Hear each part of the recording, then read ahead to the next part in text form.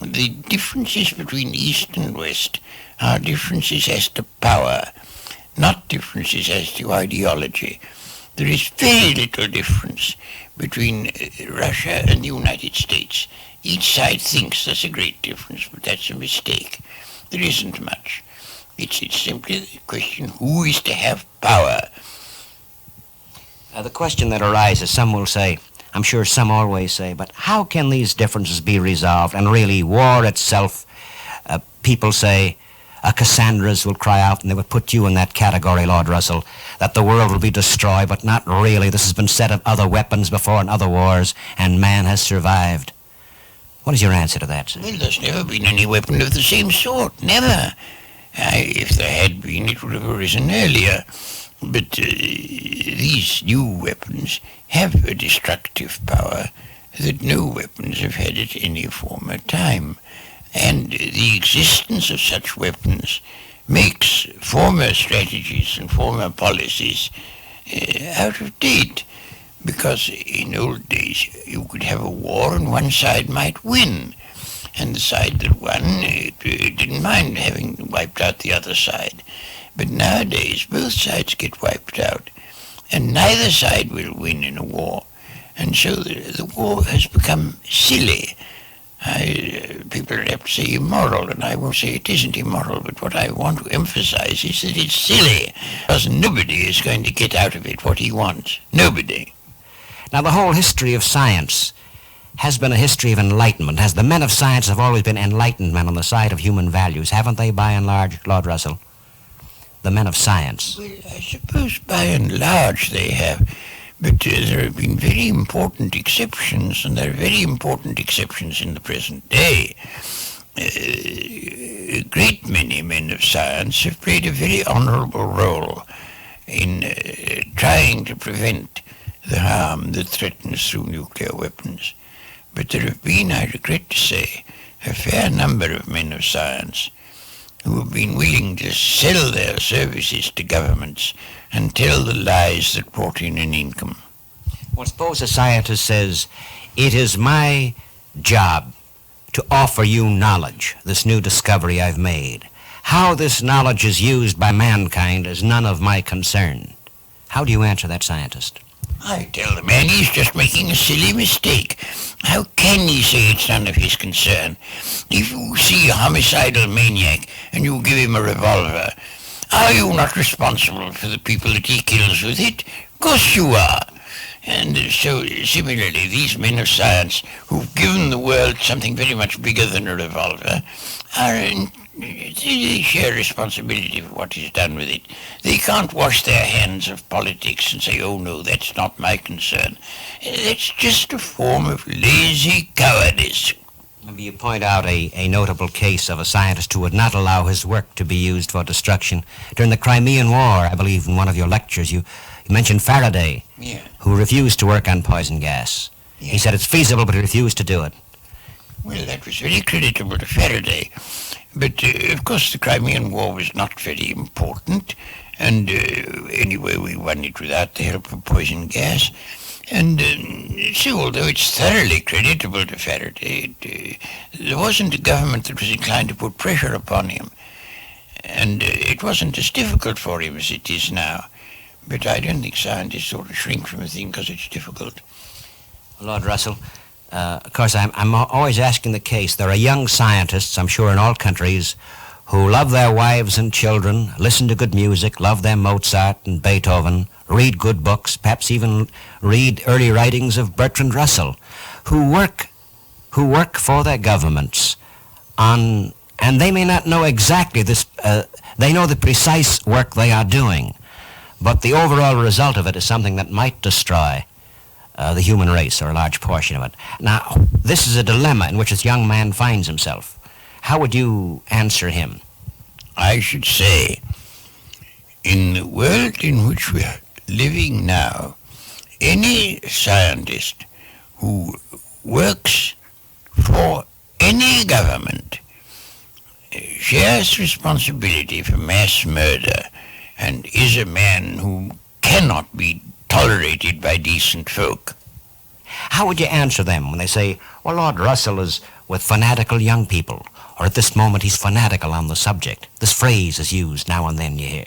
How do you reply to that? Just wait for time to persuade them. Everybody who's ever stood for anything that was any good whatever has been accused of being a fanatic. And that's just, it's an occupational hazard, you might say. You just have to live it down. And I think that a very great many, certainly among the young, do not regard me as a fanatic because, oddly enough, they think they'd rather be alive than dead. This, then, I suppose, could be one of the projects. I mean, science, then. Science can be devoted... See, look, what people are like. You go to people in the United States and you say to them, or go to people in this country and you say to them, 2/3 of the world are undernourished. Now, if we didn't spend our time on nuclear weapons, we could nourish these people. Oh, yes, they say, what of them? They're only black men or something. Doesn't matter about them. And consequently, everybody is surprised to find that these undernourished people don't love them. So then, the way to win, if not love, certainly respect, might be some slight change in attitude. Yes, I think so. Well, if you could only get people interested in the welfare of others and not interested in power, it's this lust for power that is at the root of the trouble. Remember, you pointed out some hypothetical case. If this lust for power could in some way or other be eliminated, you were saying, assume mad dogs ran about in Berlin today, an epidemic of rabies broke out, how both sides would be working together to eliminate this epidemic. Well, they certainly would. They wouldn't stop. I worked it out, rather, because you might say, oh, well, I hope the mad dogs will bite more people on the other side than on our side. But I don't think that is what would happen, no. Only it does happen with the politicians. The politicians do bite more people on one side than on the other. And they're really politicians just like mad dogs. Lord Russell, well, is there a way of reaching politicians, euphemistically called statesmen these days? You only reach them through the general public. First you have to convert the general public, and then the politicians will of course follow suit, because all they want is to get re-elected. First you have to convert the general public, and this leads us to this dilemma again, don't we?